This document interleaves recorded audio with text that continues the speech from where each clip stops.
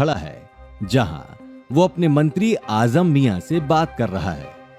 सुना है कि हिंदुस्तान के बादशाह अकबर के मंत्री बीरबल हिंदुस्तान के सबसे बुद्धिमान लोगों में से एक माने जाते हैं। बिल्कुल ठीक कहा आपने हुजूर। बीरबल की बुद्धिमानी के किस्से पूरे हिंदुस्तान में मशहूर हैं। हम बीरबल का खुद से इम्तिहान लेना चाहते हैं, देखना चाहते हैं कि इतनी वाहवाही आखिर किस बात की है। बादशाह तुर्क दरबार में पधार रहे हैं। तुर्क अपने मंत्री के साथ दरबार में आता है। उनके साथ एक बड़ा सा डब्बा है जो पर्दे से ढका हुआ है। बादशाह हिंदुस्तान को तुर्क का सलाम। सलाम बादशाह तुर्क। बताइए, हिंदुस्तान में आपका कैसे आना हुआ? तुर्किस्तान से मैं आपके लिए एक पहेली लेकर आया हूँ। कैसी पहेली? ये पहेली मैं आपको बताऊंगा जरूर, लेकिन ये पहेली जानने से पहले मेरी आपसे कुछ शर्तें हैं। कैसी शर्तें?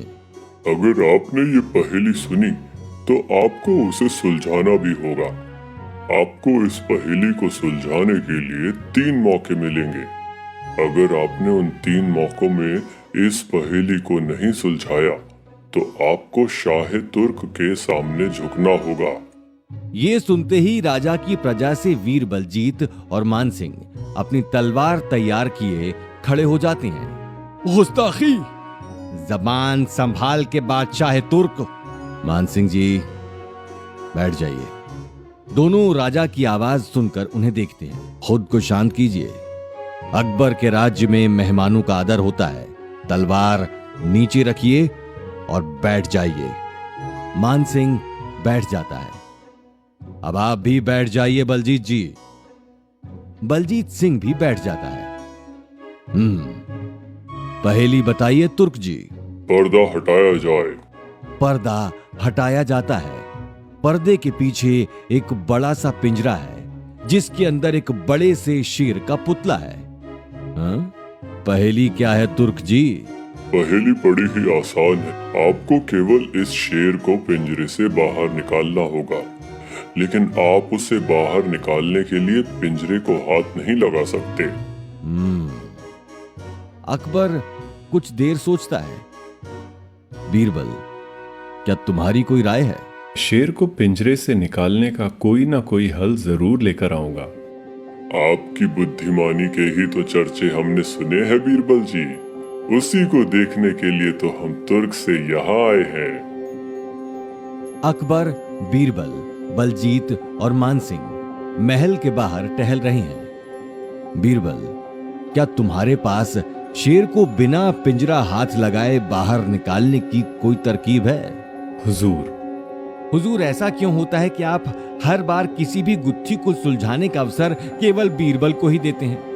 अगर आपको ऐसा महसूस होता है मानसिंह जी, तो मैं इस बार आपको और बलजीत जी को इस पहेली को सुलझाने का मौका देना चाहूंगा। तीनों मौकों में से पहले 2 मौके आपके और बलजीत जी के होंगे। अगर आप दोनों नाकाम रहे तो आखिरी मौका बीरबल को मिलेगा।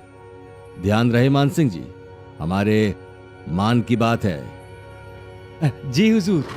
शाह तुर्क, आजम मियां, अकबर, बीरबल और पूरी प्रजा दरबार में मौजूद है। सामने शेर का पिंजरा मौजूद है। तो ठीक है शहंशाह, आपका पहला मौका अब शुरू होता है। आप किसे भेजना चाहेंगे? हमारी प्रजा से सबसे पहले मान सिंह जी प्रयास करेंगे। मान सिंह अपनी जगह से खड़ा होता है। हुजूर, मुझे इस काम के लिए एक बड़ा सा रस्सा चाहिए होगा और एक उतलोक भी। अकबर हां में सिर हिलाता है। मान सिंह के लिए उसके हिसाब से उतलोक पिंजरे के ठीक ऊपर लगाया जाता है, जिससे एक मोटा रस्सा बंधा है जो पिंजरे को जकड़े हुए है। मान सिंह पिंजरे के पीछे जाकर उसे रस्से से खींचता है। पिंजरा उठने लगता है। जैसे ही पिंजरा छत से टकराता है, मान सिंह रस्सा छोड़ देता है और पिंजरा धड़ाम से नीचे गिर जाता है। पिंजरे के इतने ऊपर से गिरने के बाद भी पिंजरे को खरोंच तक नहीं